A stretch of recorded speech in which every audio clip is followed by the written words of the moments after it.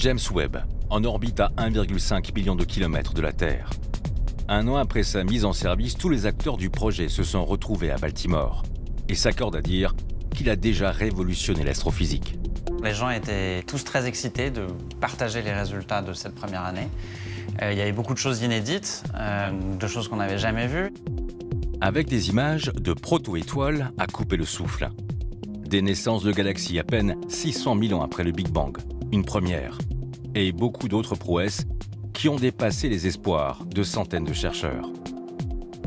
We've had to develop lots of new technologies which make the telescope very lightweight and that it can be folded up to fit inside the launch fairing. Toutes ces découvertes, on les doit surtout aux 4 yeux du satellite télescope. 3 pour observer au plus loin, un autre pour scruter au plus près.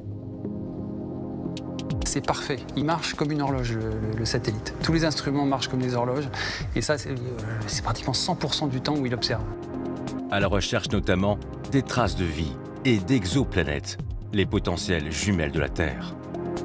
There are exoplanets in stars around our neighborhood, the neighborhood of the solar systems in our galaxy. Dans les années 60, le Goddard Space Flight Center à Washington était chargé des recherches scientifiques spatiales pour la NASA. Et les chercheurs de l'époque étaient loin de se douter que de futures missions découvriraient des exoplanètes. À l'époque, les efforts se concentraient sur un seul objectif, conquérir la Lune. Un premier petit pas pour l'humanité. Baltimore, Space Telescope Science Institute.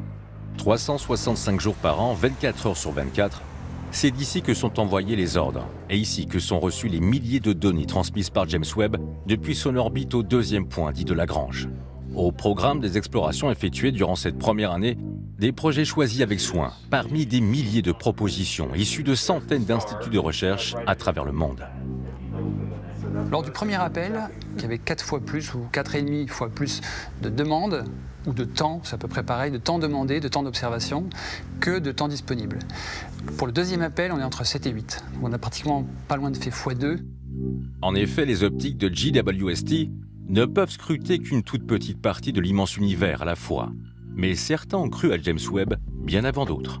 C'est un projet qu'on a préparé depuis quasiment 2015 en France. Et certaines personnes, on ne s'était pas vu avec les collègues du projet depuis 2017. Donc notamment des collègues qui sont à Baltimore et qu'on a pu revoir là à cette occasion.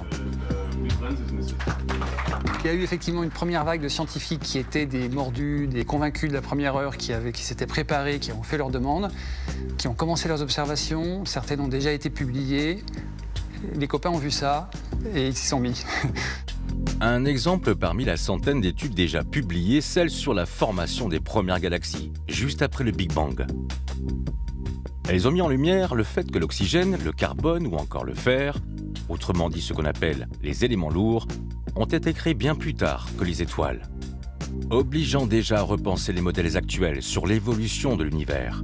Et ce n'est qu'un début, après seulement une année de découverte. Altogether, that's 24 countries, lots of industrial companies, academic institutions, universities, and thousands of scientists across the whole world are now waiting to use the telescope. So by combining the power of the best in engineering and science from all of those countries in this international collaboration, we can do much more together than we could do on our own.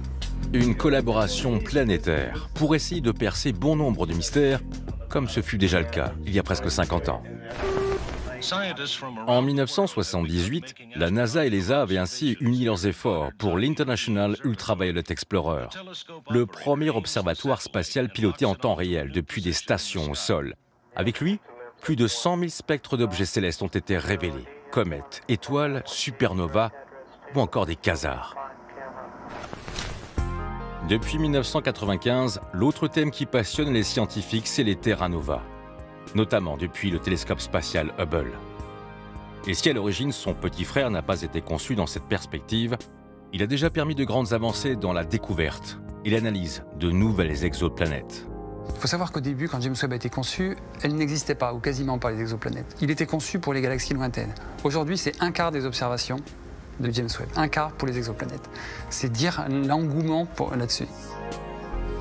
James Webb, il permet de faire beaucoup de choses sur les exoplanètes. Déjà, il permet d'étudier quelque chose qui nous intéresse beaucoup, c'est la formation des exoplanètes. Gibt es erdähnliche Planeten da draußen? Gibt es Planeten, die Bedingungen haben, auf denen sich vielleicht Leben bilden könnte? Nicht zuletzt kann Webb auch vieles über unser Sonnensystem herausfinden, dadurch, dass es in einem anderen Wellenlängenbereich als das Hubble beobachtet, im Infraroten. L'infrarouge, et plus spécifiquement l'infrarouge moyen. L'infrarouge est une onde magnétique, invisible à l'œil nu. Pour capter cette onde, James Webb a été doté d'un outil capable de décomposer l'infrarouge, un spectroscope du nom de MIRI.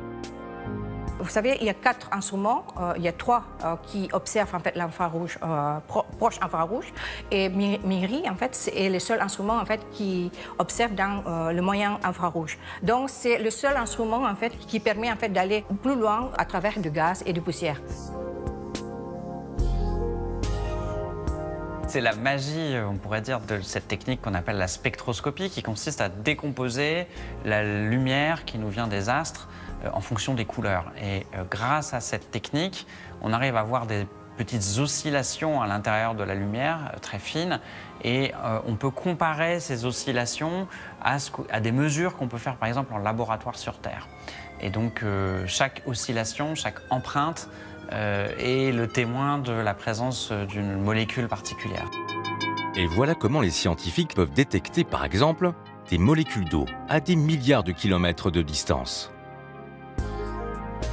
These instruments will split the near-infrared lights from the astronomical object into its components.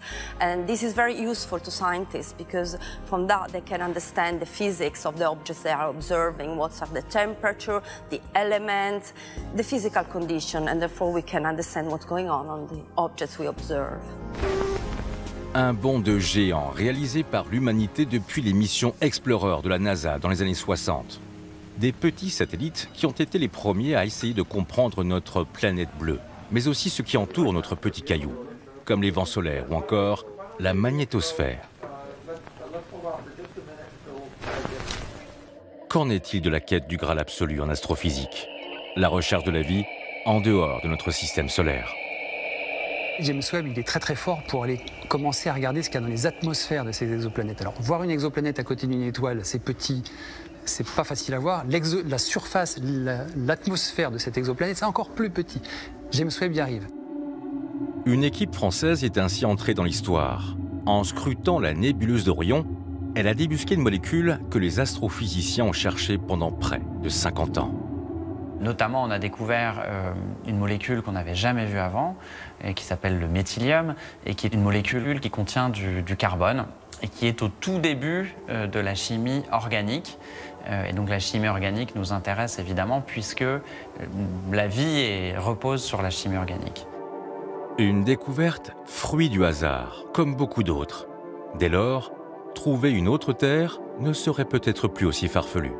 Je pense qu'il y a quand même un changement de paradigme avec James Webb, c'est-à-dire que pour la première fois, dire on va peut-être détecter des traces de vie, d'activité biologique ailleurs, devient quelque chose qui n'est pas un fantasme de science-fiction, mais qui est une question scientifique.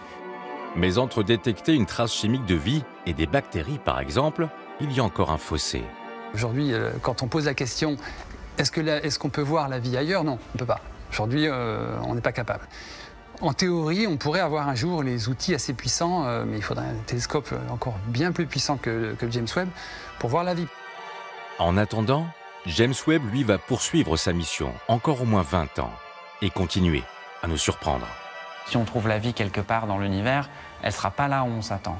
Et je pense aussi quelque chose qu'on voit avec James Webb, c'est qu'on voit des choses auxquelles on ne s'attend pas du tout. Et c'était ça pour moi l'enjeu de cette mission.